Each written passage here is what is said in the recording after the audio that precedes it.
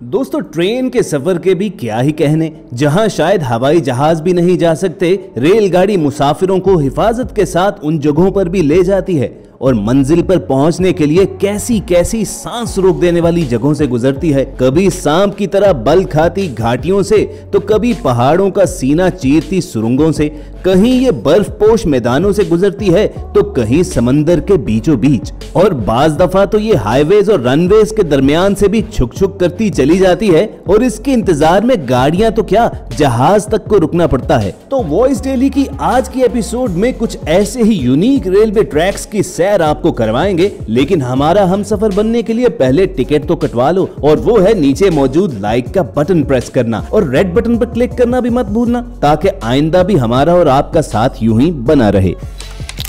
Viewers, दुनिया भर में चलने वाली ट्रेन्स में एक चीज कॉमन है कि ज्यादातर ट्रेन पटरी पर ही चलती हैं। मगर जापान ने जब 600 किलोमीटर पर आवर की स्पीड से ट्रेवल करने वाली बुलेट ट्रेन बनाई तो उसकी एक खास बात यह भी थी कि वो कुछ डिस्टेंस कवर करने के बाद पटरी से ऊपर उठ जाती थी। लेकिन अगर आप इसी पर हैरान हो रहे हैं तो जरा ठहरें, क्योंकि फिर जापान ही का शॉनेन मोनो रेल ट्रैक तो आपको पागल ही कर डालेगा। वो इसलिए कि यहाँ पर मोनो रेल पटरी के ऊपर नहीं बल्कि नीचे चलती है।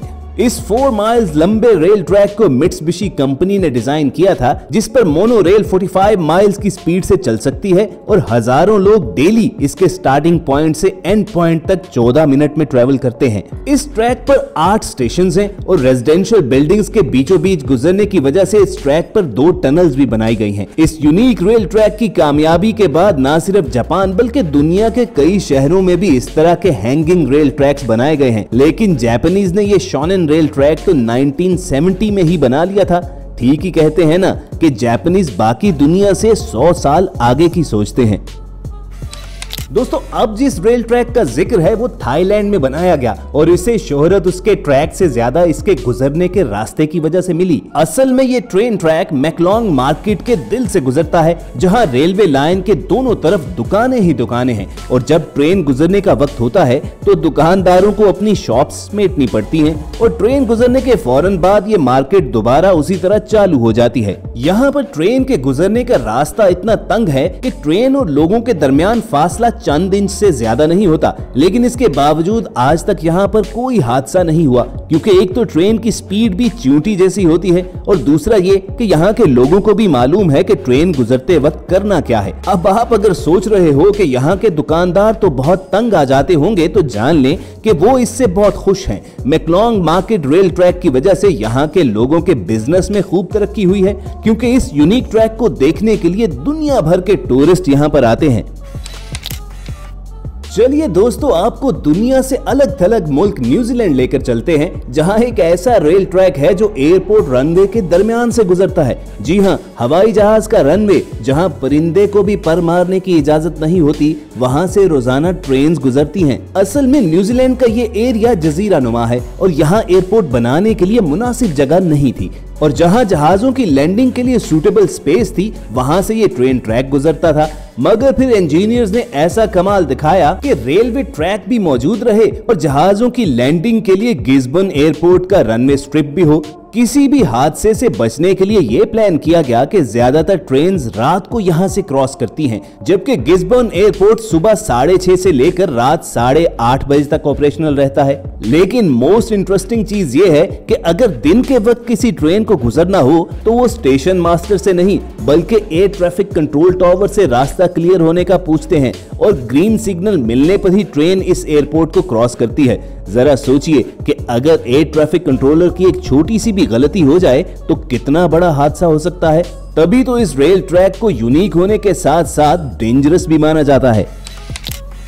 मगर गिस्बर्न एयरपोर्ट ट्रैक से भी ज्यादा डेंजरस है इंडिया का रामेश्वरम ट्रेन रूट, जो एक जगह से तो बिल्कुल समंदर के बीचों बीच गुजरता है, और जब समुद्री तूफान आया हो तो तब इस ब्रिज से ट्रेन गुजरते देखकर दिल ही दहल जाता है, क्योंकि उस वक्त समंदर का पानी 40 फुट ऊंचे ट्रैक के बराबर आ चुका होता है और एक नजर देखने से यूं लगता है जैसे ट्रेन पटरी की बजाय समंदर पर चल रही है। 1914 में इंडियन सिटी चेन्नई और रामेश्वरम को मिलाने के लिए ब्रिज पर यह लाइन बिछाई गई गई थी और इस पुल की लंबाई तकरीबन 1.5 किलोमीटर है। इस ब्रिज पर एक हिस्सा यूं भी कंस्ट्रक्ट किया गया था कि इसके नीचे से शिप्स भी गुजर सकें। 2018 में इस ब्रिज पर क्रैक पड़ जाने की वजह से इसे बंद कर दिया गया और इस 100 साल से भी ज्यादा पुराने ब्रिज को रिपेयर करने की बजाय यहाँ नया ब्रिज बनाने की बात की गई। लेकिन अपनी लोकेशन की वजह से इसे आज भी दुनिया का खतरनाक तरीन रेलवे ब्रिज माना जाता है, क्योंकि ये इतना नैरो था कि अगर आप ट्रेन में बैठकर इस पर गुजरते हैं तो खिड़की से आपको अपने आसपास सिर्फ पानी ही दिखता है और आपको एक यूनिक एक्सपीरियंस मिलता था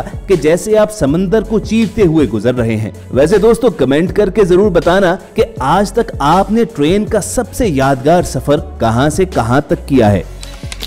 अब ये तो आप जानते हो कि दुनिया की हर ट्रेन एक पॉइंट से दूसरे पॉइंट तक ट्रेवल करती है, लेकिन अगर आप एक्वाडोर की इस ट्रेन पर बैठेंगे तो घूमकर आप वहीं पहुंच जाएंगे जहां से सफर शुरू किया था। इसीलिए तो इस ट्रैक को डेविल्स नोज यानी शैतान की नाक का टाइटल दिया गया है। ये रास्ता इतना खतरनाक था कि इस रेलवे ट्रैक को बिछाने में तो 10 साल लगे ही, इसकी प्लानिंग में 25 साल लग गए, क्योंकि इंजीनियर्स को सख्त पहाड़ी रास्तों से सांप की तरह बल खाता रास्ता बनाने के लिए काफी सोच विचार करनी पड़ी। लेकिन जब ये रास्ता बना लिया गया तो इसे मोस्ट इम्प्रेसिवली डिजाइन ट्रैक माना जाता है, जो 90 साल तक एक्वाडोर के 2 शहरों को मिलाता रहा। लेकिन 1997 में आने वाले एक तूफान के बाद इस रेलवे ट्रैक का सिर्फ 8 मील का हिस्सा ऑपरेशनल रखा गया और बाकी ट्रैक बिल्कुल बंद कर दिया गया। मगर इस पटरी को दुनिया का खतरनाक तरीन रेलवे ट्रैक माना जाता है, क्योंकि ये समंदर से तकरीबन 9000 फीट की बुलंदी पर है और इस ट्रैक के एक तरफ पहाड़ है तो दूसरी तरफ सैकड़ों फीट गहरी खाई।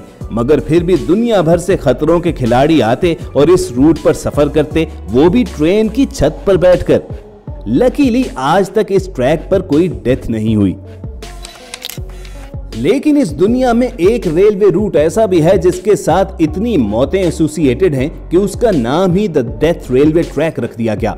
खौफनाक नाम वाला ये ट्रैक बर्मा म्यांमार में है। ये ट्रेन रूट लगभग 400 किलोमीटर लंबा है और सारा रास्ता ही सांस खुश्क कर देने के लिए काफी है, क्योंकि एक तो इस ट्रैक की चौड़ाई काफी कम है, फिर ये 400 किलोमीटर रास्ता जंगलों, पहाड़ों और दरियाओं से गुजरता है। ऐसे ही कवाई नाम के दरिया पर एक खूनी ब्रिज भी है। खूनी इसलिए कि इस पूरे ट्रैक की तामीर के दौरान तकरीबन 94,000 कैदी मारे गए थे। ये रूट सेकेंड वर्ल्ड वॉर के दौरान जापानीज ने बनवाया था और इसके लिए लेबर के तौर पर जंगी कैदियों को इस्तेमाल किया गया, जिनसे इतना बुरा सलूक किया जाता कि 50% प्रिजनर्स की डेथ हो गई थी। और जब भी कोई कैदी मर जाता तो उसे वहीं जमीन में दबाकर ऊपर मट्टी और बजरी डालते और फिर इसी के ऊपर लाइन बिछाते चले जाते। इस रेलवे ट्रैक के नीचे हजारों लोगों की डेड बॉडीज होने की वजह ही से तो इसे द डेथ रेलवे ट्रैक कहा जाने लगा। सेकेंड वर्ल्ड वॉर खत्म हो जाने के बाद इस प्रोजेक्ट के जिम्मेदार जापानीज ऑफिसर्स को मौत जैसी सख्त सजाएं तो दी गईं,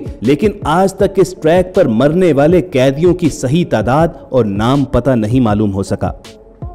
तो दोस्तों, ये थी वॉइस डेली की most unique and dangerous rail tracks की लिस्ट, जो हमें यकीन है कि आपको पसंद आई होगी। अगर ऐसा ही है तो लाइक का बटन दबाकर हमें बताना जरूर, और अगर आपने हमारे चैनल की वीडियो पहली बार देखी है तो रेड बटन पर क्लिक करके बेल आइकॉन को भी प्रेस करें, ताकि आइंदा भी ऐसी इंटरेस्टिंग वीडियोस आप तक पहुंचती रहे। जल्द आपसे दोबारा मुलाकात होगी। देखते और सुनते रहिए वॉइस डेली।